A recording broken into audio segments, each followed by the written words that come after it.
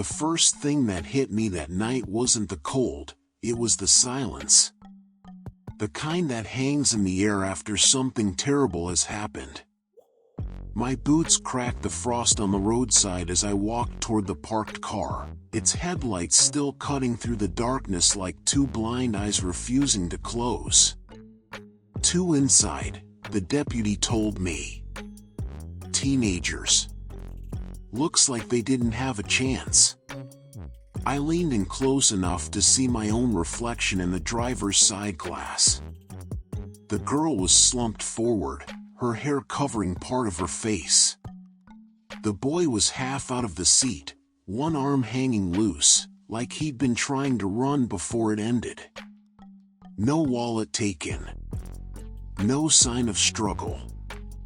Just the clean, surgical work of a man who wanted to kill and nothing else. The deputy kept talking, but I barely heard him. The night was wide open, no houses, no witnesses, just that empty stretch of road and the faint echo of gunfire that nobody had called in. I crouched, studied the ground. Tire tracks, boot prints. The kind of clues that mean something until the weather takes them away. I said quietly, this wasn't a robbery.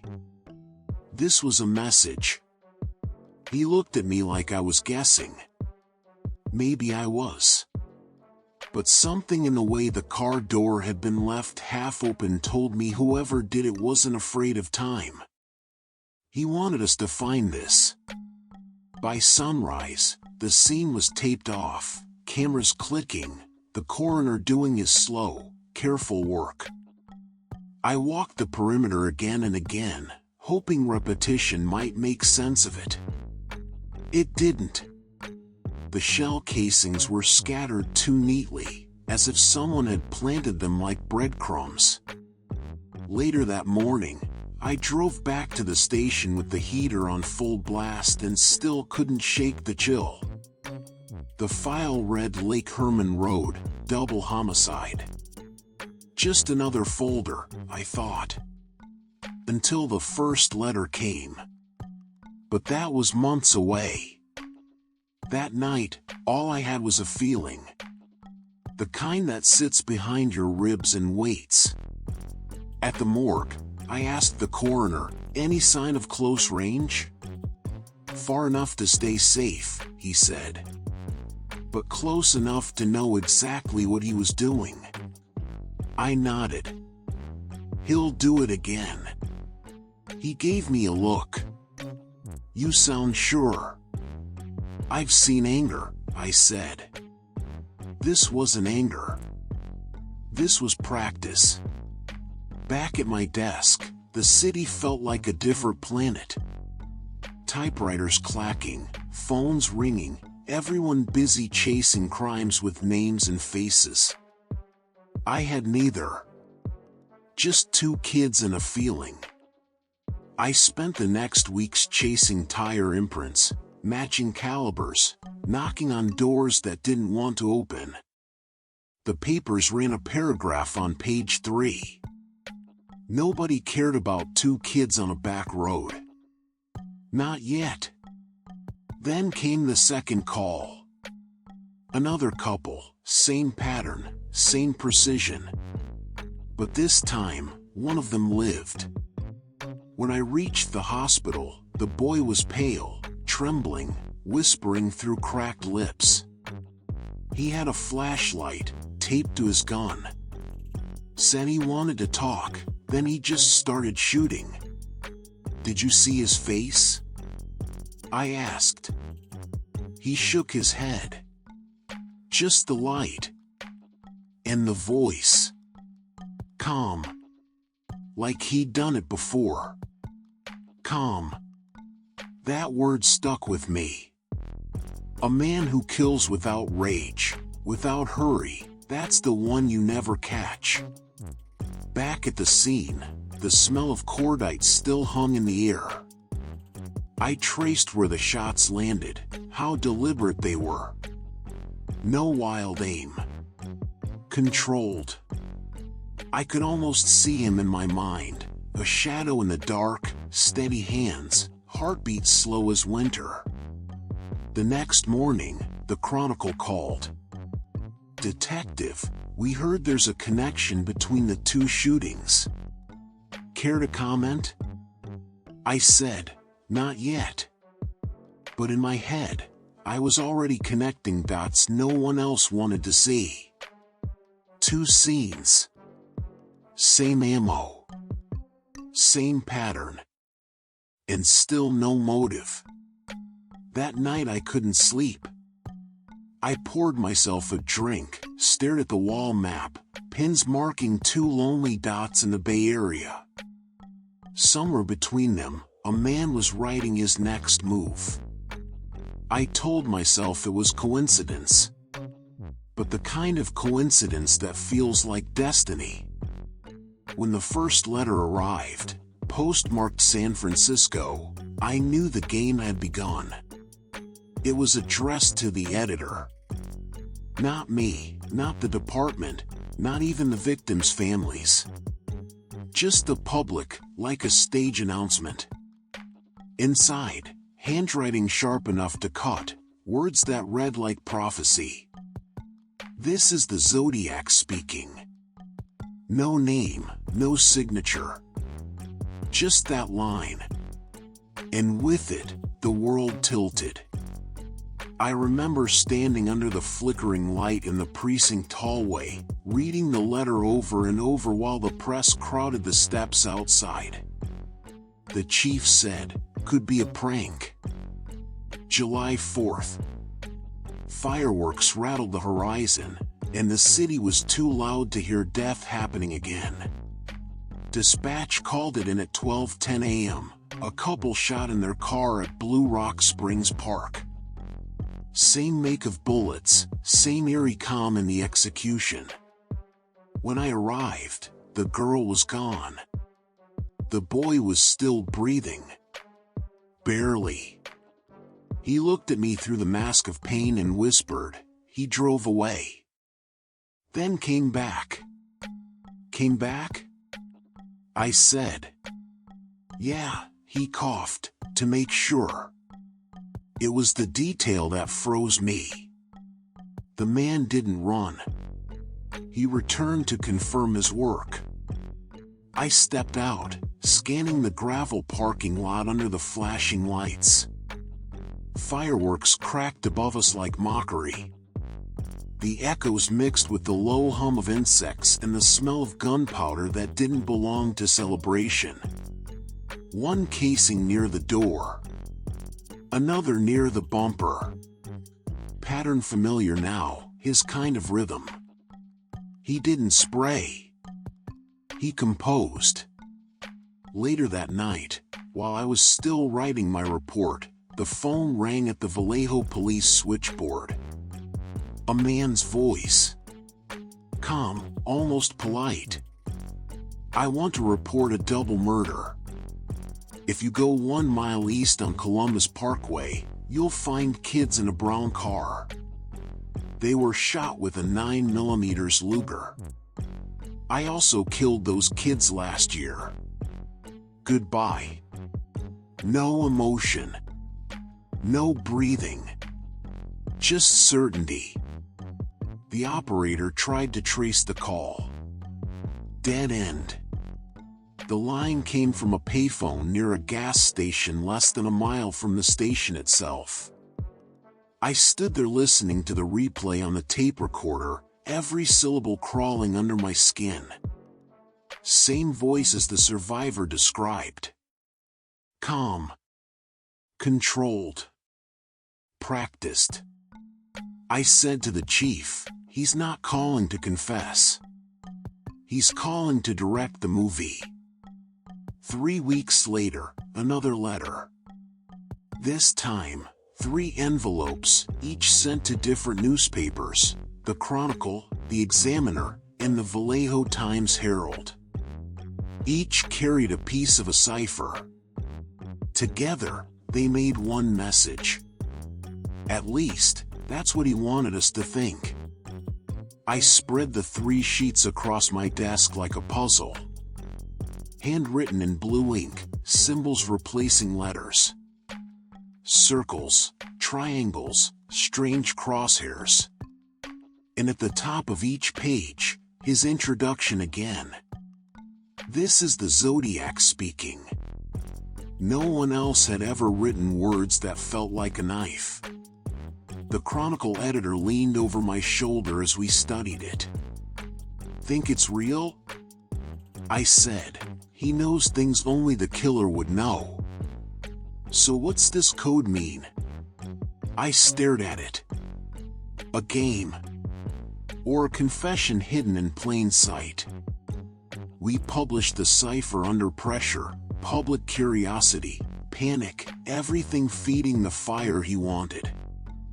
Amateur cryptographers started mailing their theories in by the hundreds. Most nonsense. Then one night, a couple in Salinas cracked it. Not all of it, but enough to read the heart of the message. I like killing people because it's so much fun. I remember the room going silent as we read it out loud. The rest was filled with symbols, fragments of thoughts, a twisted kind of poetry about man being the most dangerous animal of all. He ended it with, "When I die, I will be reborn in paradise, and all the people I have killed will become my slaves." I looked at the words until they stopped looking like words. They were theater. A manifesto written for the stage of fear. I told the chief, he doesn't want to be caught. He wants to be remembered.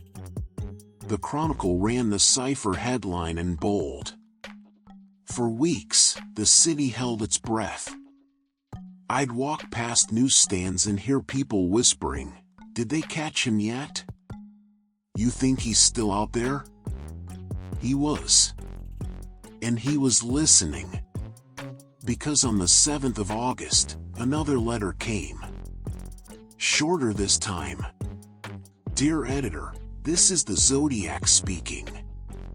This is the murderer of the 2 teenagers last Christmas and the girl on the 4th of July.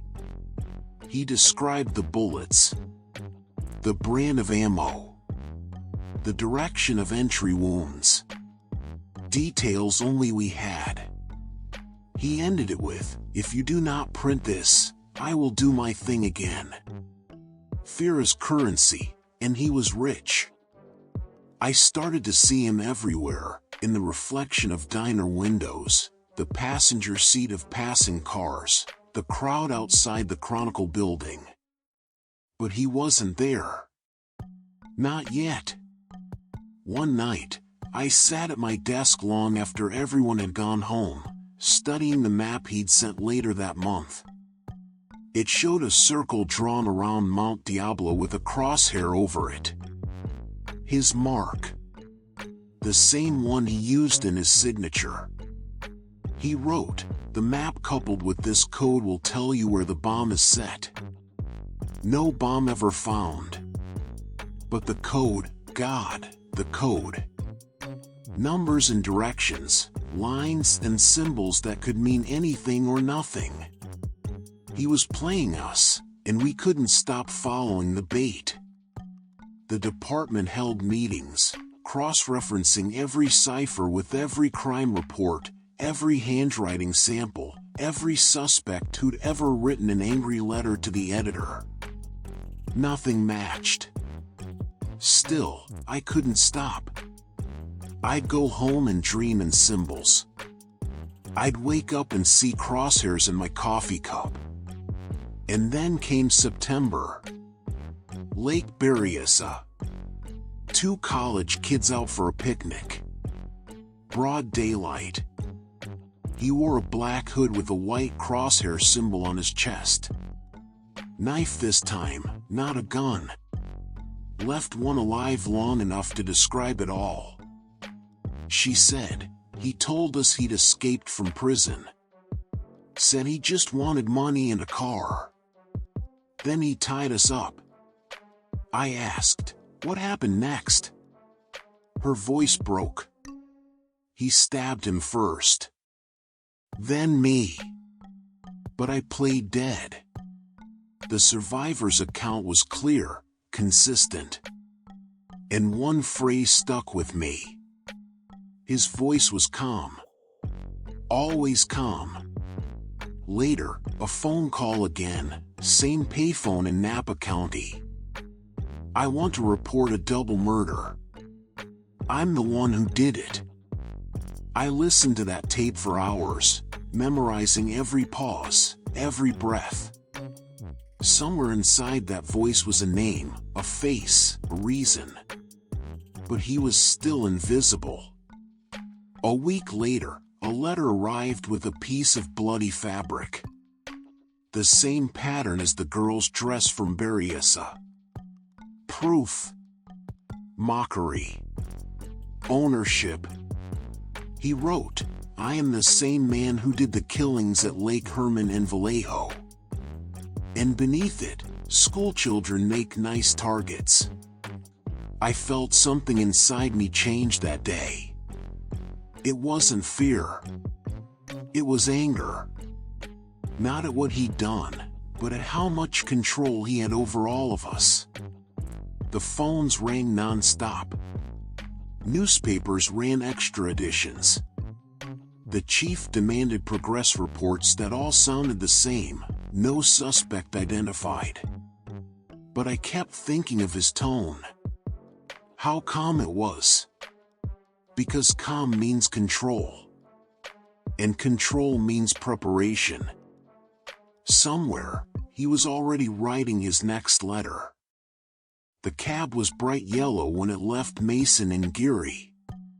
By the time I got there, it looked gray under the streetlight, gray with blood, gray with smoke, gray with the kind of quiet that only comes after a man's last breath. The driver's name was Paul Stein. 40, family man, no enemies, no reason to die. Shot once in the head. Execution clean. Wallet gone, keys missing, a piece of his shirt ripped away. Same handwriting on the note sent 2 days later, same arrogance. I am the murderer of the taxi driver over by Washington and Maple. He added a line at the end that turned every stomach in the room. I was stopped by police, and they let me go. I remember the room going silent. 2 patrol officers had indeed stopped a man walking away from the scene, white male, about 35, crew cut, glasses. They'd been told over the radio to look for a black suspect. They thanked the man and drove off. And that was it. The Zodiac walked away from the heart of San Francisco, blood on his hands and a smile on his voice. I stood at that intersection for hours, looking up at the dark windows of the Presidio Heights houses. Somebody must have seen something. But the city was asleep. The next morning, the Chronicle got another letter. The tone had shifted. More taunting. More confidence. He included a square of Stein's bloody shirt. Proof again. He wrote, schoolchildren make nice targets. I shall cruise around and pick off the kiddies as they come bouncing out. Just shoot the front tire and pick them off as they come out. I read those words 3 times, my hands shaking. Not from fear, rage. I could see him, sitting somewhere, cutting that fabric, smiling to himself as the city panicked. That day, the department switched from chasing a murderer to chasing a ghost. Every school had extra patrols. Parents walked their kids to class like it was a war zone. He'd learned something crucial from us: fear travels faster than bullets. A week later, I found myself parked near the Golden Gate Bridge, engine off, staring at the skyline. The radio hummed static. I kept thinking about those two patrolmen, how close they'd been. How he'd probably stood there watching them drive away, heart steady, face blank. I said out loud, "You wanted to be seen, didn't you?" No one answered, of course. Days turned into weeks. Letters slowed. Then came one written in a childish scrawl. Inside was a Halloween card. Orange pumpkins, skeletons, and in that same precise hand, from your secret pal. "Peekaboo, you are doomed." He was playing with us again.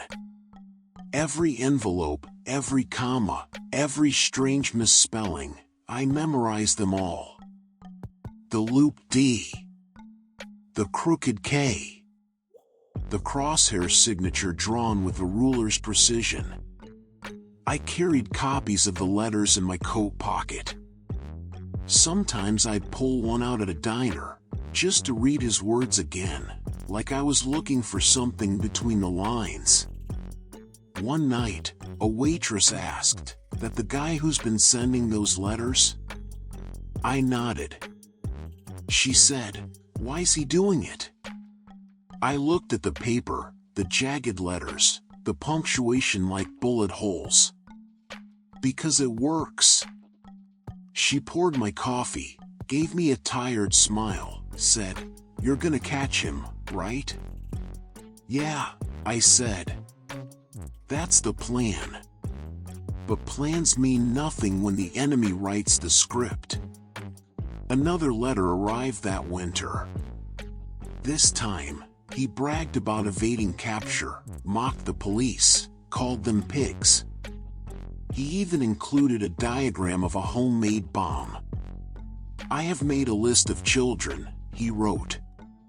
"The one thing I like to see is blue buses full of kids meandering off into the distance." The chief read it and said, "We can't print this." I said, "He'll kill again if we don't." And so, the newspapers published it, half redacted, half desperate, to keep him talking. He wanted an audience. We gave him one. Every night, I'd drive past empty streets, headlights sweeping over parked cars, every silhouette a threat. The city had turned paranoid, and I'd turned into one of them. One night, I parked near Washington and Cherry, where Stein had died.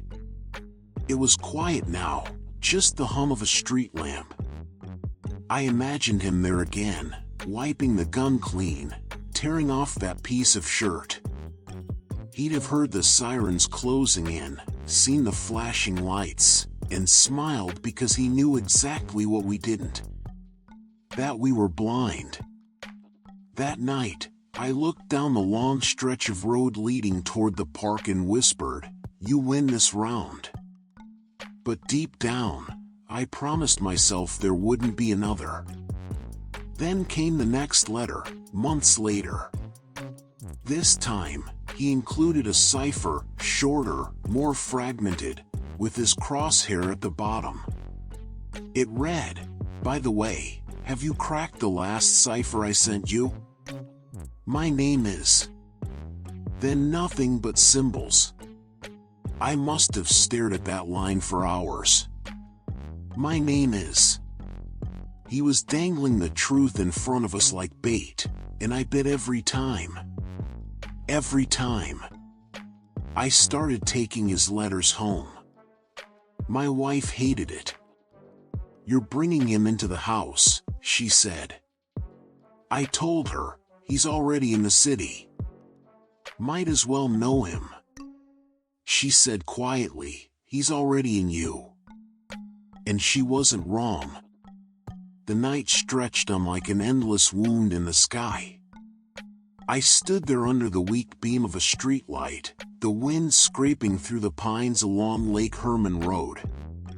The sound of distant sirens faded in and out, like the ocean pulling at the shore. They were just kids.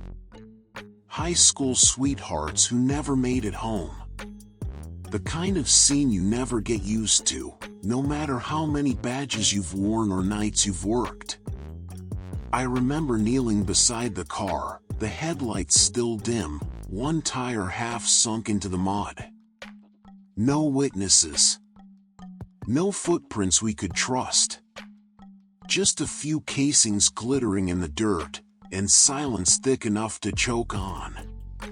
The coroner said the shots were clean, deliberate. But something about the pattern bothered me. This wasn't rage. It was ritual. Back at the station, I filled out the first of what would become hundreds of reports. The typewriter keys clacked like bones. My partner, Ruiz, leaned against the desk with a stale coffee and said, "You think it's random?" I didn't answer. Random didn't fit the symmetry of the crime scene. The distance, the angles, the precision, it all felt like a message, one we weren't meant to understand yet. A week later, another call came in. Different county. Same style. This time the killer wanted us to know. He left a letter. No signature, no name. Just symbols. Circles, crosses, and a riddle only he could solve. That was the night the game began. The press got hold of it first. They called him the Zodiac. I didn't care about the name, I cared about the handwriting.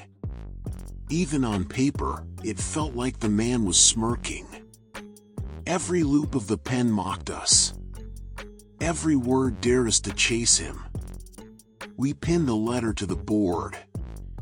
Ruiz said, "He's looking for attention." I said, "He's looking for control." That was his first mistake. We sent the cipher to every codebreaker we could find. The newspapers published it, like he wanted. And then the calls started, thousands of them. Every armchair detective in the state thought they could solve it. But none of them could see what I saw, the gaps between the symbols, the rhythm of the spacing. It wasn't just code. It was cadence, like someone breathing through the words. Then came the second letter. And a map. He marked his territory. Each red circle was a scar on California's skin, and each one told us the same thing. He was ahead of us. Always one step, one symbol, one scream away. Sometimes, late at night, I'd stare at that map until the lines blurred. The letters weren't just puzzles, they were confessions disguised as riddles. Somewhere in there, I thought, was his real voice. One line from the first note never left me. "I like killing people because it's so much fun." He didn't need to write it. He wanted us to read it. Ruiz said, "This guy's feeding off the papers. You give him ink, he'll give you blood." He was right. But the papers couldn't resist. None of us could. And then, just when the panic started to fade, another couple was hit. Blue Rock Springs. July 4th. Fireworks still echoing in the distance when the shots rang out. This time, the killer called it in himself. A calm voice on the phone. "I want to report a double murder, if you go 1 mile east on Columbus Parkway." No breathing, no fear. Just pride. That voice haunted me.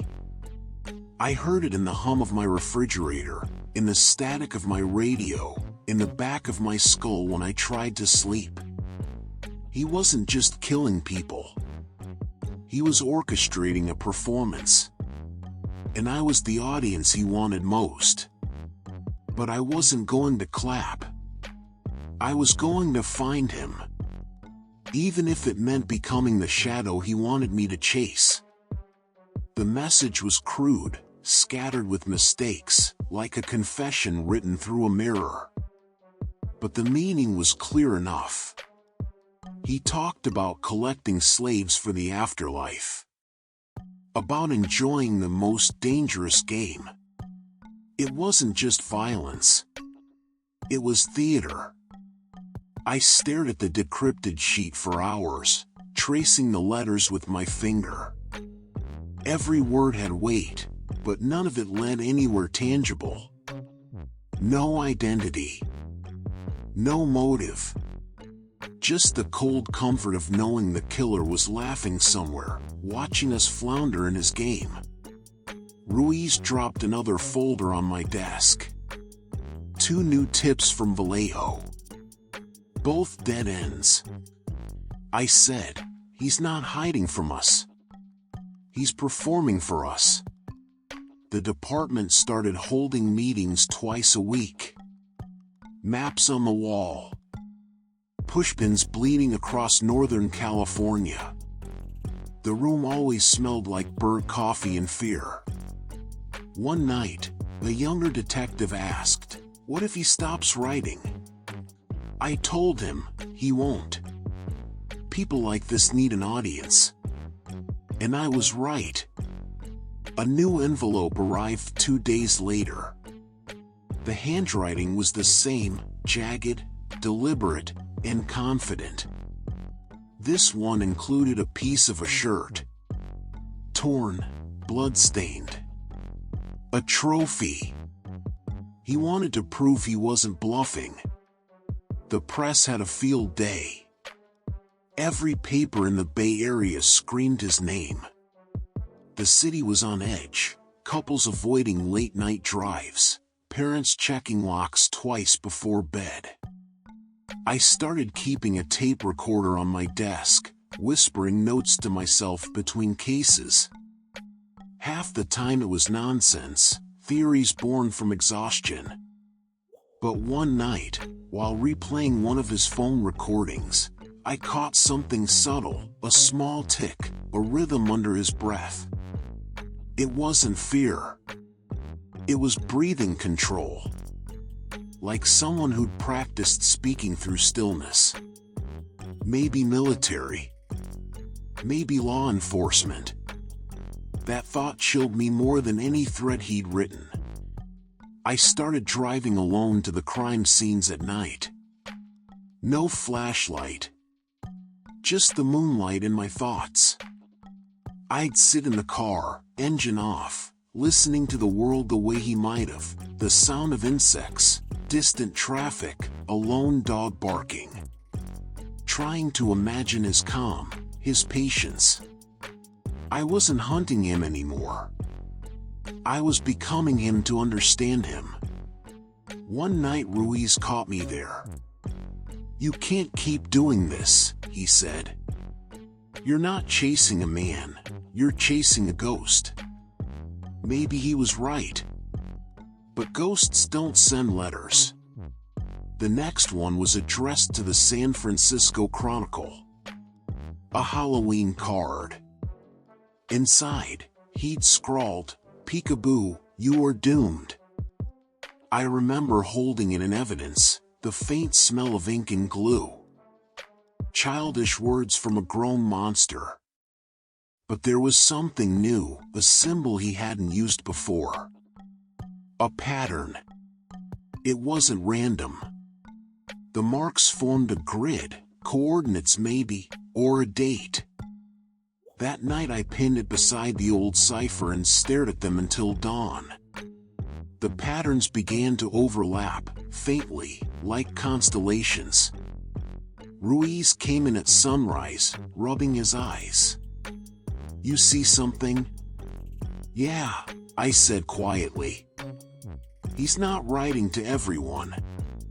He's writing to me." And for the first time, I believed it. Because the last line of that Halloween card said something I'd never told anyone.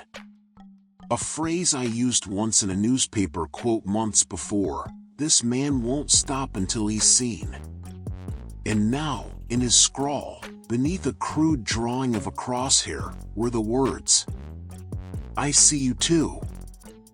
The department said I needed rest. They assigned me desk work for a month, said it would give perspective. Perspective. That word started to sound like an insult. I spent my nights reading over his letters, every single one, tracing the pen strokes like veins. You could feel the mood of the man through the pressure he used, how the ink dug into the paper harder when he mentioned the killings, how it lightened when he taunted us. He was enjoying himself. That was the worst part. Then, one afternoon, a report crossed my desk from Napa. A man claiming his neighbor bragged about killing a couple. Said he owned weapons, liked codes, talked about ciphers. The name caught my eye, Arthur Lee Allen. I drove out myself. Small house. Quiet street. He greeted me at the door wearing a smile that didn't reach his eyes. Heavy-set, confident, too calm. His watch caught the light, a Zodiac brand logo right there on his wrist. I asked him about the killings. He chuckled, said he'd heard of them, said people ought to be careful driving around lovers' lanes. His voice was steady, low, but there was a rhythm to it, the same controlled breathing I'd heard in the call recording. He invited me in for tea. I stood in his living room, cluttered, walls lined with hunting gear, stacks of magazines. I noticed one issue open to an article about ciphers. He said, "You think I'm your guy?" I didn't answer. I just looked around. On the table, a stack of stationery. Plain white, but the size matched the letters. He smiled wider. "You can't prove anything, detective." That was the moment I knew, whether or not he did it, he wanted to be him. We searched the place, came up empty. No gun. No shirt pieces. No definitive proof. Just the feeling in my gut that I'd just shaken hands with the Zodiac, or at least someone who wished he was. Back at the office, Ruiz said, "You look like you've seen a ghost." I told him, "No. Just a man pretending to be one." But the Zodiac didn't stop. The next letter arrived a month later, this time postmarked from San Francisco. He said he'd talked to the police recently. Said he'd had tea. Ruiz read it out loud in the bullpen, then looked at me. "You told anyone about that visit?" I shook my head. Not a soul. That's when I realized he wasn't just watching the papers. He was watching us. From then on, paranoia wasn't an option, it was survival. I started checking under my car every morning, tailing anyone who followed too close. Some nights I'd find notes slipped under my windshield, blank sheets of paper with the faintest circular imprint, like a compass pressed into the page. No ink. Just the mark. Ruiz thought I was cracking. Maybe I was. But one night, I heard the voice again, through the scanner. A call came into dispatch from a man claiming to be the Zodiac. Calm, polite, describing a bomb hidden near a school bus. My stomach turned cold. I called Ruiz. We triangulated the signal. It came from a payphone near Market Street. By the time we got there, the receiver was still swinging. Still warm. The city lights painted everything gold and hollow. I looked down that street and thought, maybe I'm chasing smoke. Maybe he's not a man at all, just an idea we gave life to. That night, back Back in my apartment, I played his recordings again, one after another, until the voices blurred into static. And through the static, I thought I heard something new, not words this time, but a faint hum. A melody. Something classical. I called Ruiz, told him to check every music teacher, organist, and ex-choir member in the Bay Area. He laughed, said I needed sleep. But I wasn't joking. Because that hum, it was the same one I'd heard when I visited Alan's house. I started keeping a log. Not the official kind, the private one, written in a notebook I hid in the lining of my jacket. Each entry was short, clipped, just like his letters. I thought if I could match his rhythm, I might find the pattern. The letters were never random. They were organized like a conversation, every symbol an answer to a question we hadn't asked yet. Then came the bus threat. He said he'd shoot the tires, pick off the kids as they bounced out. The papers printed every word. The mayor called. The city turned gray overnight. Ruiz told me, "You've got to stop reading them so closely. You're letting him write your thoughts." He wasn't wrong. But when the next note came in, I couldn't stop myself. The paper felt heavier than usual, like it had soaked up something from the man who'd touched it. The scent, metallic, chemical. The writing, more erratic. Less confidence, more anger. It wasn't just a message anymore. It was personal. "Dear Detective," it began. "Nice work on the T." He was confirming it now, mocking me directly. I remember gripping that page so hard the edges caught my thumb. He knew who I was, where I worked. Maybe even where I lived. That night, I went home, locked every window, drew every curtain. I sat by the phone for hours, waiting for it to ring. And when it finally did, there was no one there. Just breathing. Slow, measured, the same rhythm I'd studied for months. "Why?" I whispered. Silence. Then, faintly, 3 notes hummed through the line. The same melody. I slammed the receiver down, but it didn't matter. The sound stayed with me, looping through my head like a curse. I went back to Alan's house the next morning. Empty. The landlord said he'd moved out, no forwarding address. Ruiz filed it under suspect at large. I filed it under unfinished business. But the case wasn't just unfinished, it was changing. New suspects appeared. Old ones faded. Every lead dissolved into smoke. Every face blurred into another. And somewhere between the reports and the sleepless nights, I began to realize something terrible. The Zodiac wasn't one man. He was an idea, an invitation. A mask anyone could wear. There were copycats now.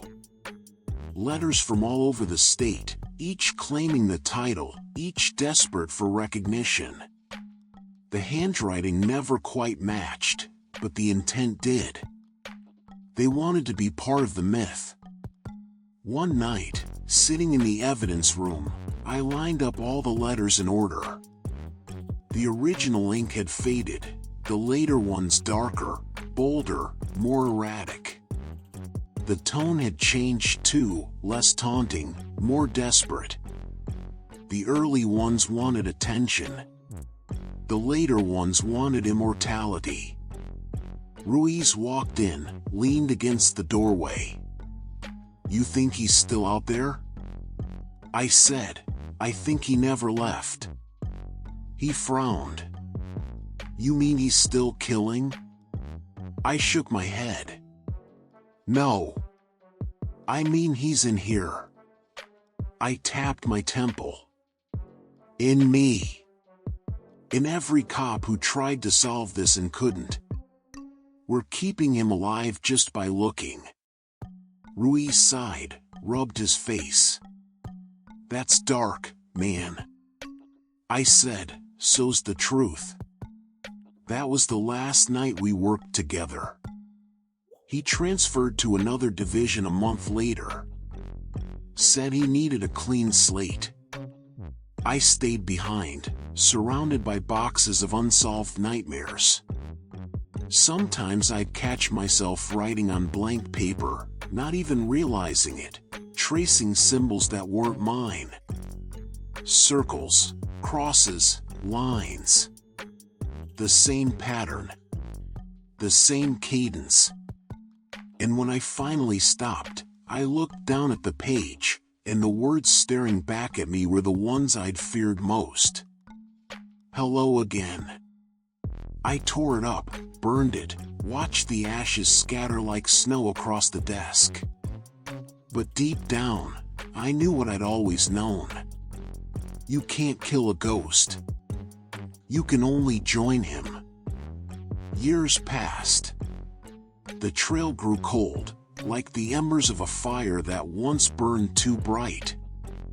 Most of the team had moved on, new detectives filling the desks where Ruiz and I once sat. The Zodiac case became a legend whispered about in hallways, a ghost story told between shifts. But I couldn't let it go. Not after everything. I kept one box from the evidence room, the first letters, the maps, the photographs. Every night I'd take them out, spread them across the table, hoping to see something I'd missed. Something no one else had noticed. Then one morning, long after dawn, a package arrived at my home. No return address. Postmarked from San Francisco. The paper was old, yellowed, the ink slightly faded. I knew that handwriting before I even opened it. It wasn't a letter this time. It was a photograph. Black and white. Grainy. Taken from across the street. Me, sitting alone at a diner window. A cup of coffee, a newspaper, my reflection caught in the glass. On the back, written in that same tight scrawl. Still watching. My hands trembled. I looked out the window, half expecting to see someone there, someone smiling in the shadows. Nothing. Just the hum of morning traffic. I called Ruiz, disconnected number. I called the department, they said he'd retired out of state years ago. So I poured myself another cup, sat at the table, and looked at that photograph again. It wasn't just a message. It was a reminder. He wanted me to know the game was never over. I went to the station that night. The building felt smaller, quieter. Most of the files had been archived, boxed up in the basement. I unlocked the evidence cabinet, laid the new photo beside the old ones. That's when I noticed something strange. The reflection in the diner window, in the photograph, it wasn't just me. There was another face. Faint. Blurred. Standing behind the glass. I leaned closer, heart pounding. The outline of a man's head, a dark coat, and a faint curve of a smile. The date stamped on the back, last week. I turned off the lights, locked the door, and sat in the dark with the photo in my hand. He was still out there. Watching. Waiting. And then, for the first time in years, the phone rang. I hesitated before answering. static. Then breathing. Slow. Even. A voice, low and familiar. You can't find what was never lost. The line went dead. And in the silence that followed, I realized something that made the blood drain from my face. The photo, the angle it was taken from, there was only one place it could have been shot from. The alley across from my apartment. I went to the window, pulled back the curtain. The night stared back. Empty street. Flickering lamppost. But under the light, there was something small, white, lying on the ground. An envelope. My name written on it.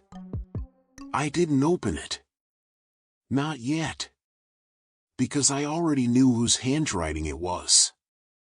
And for the first time, I wasn't sure I wanted to know what came next. Cut to black. A faint hum plays under the silence, 3 soft notes, the same melody as before. To be continued.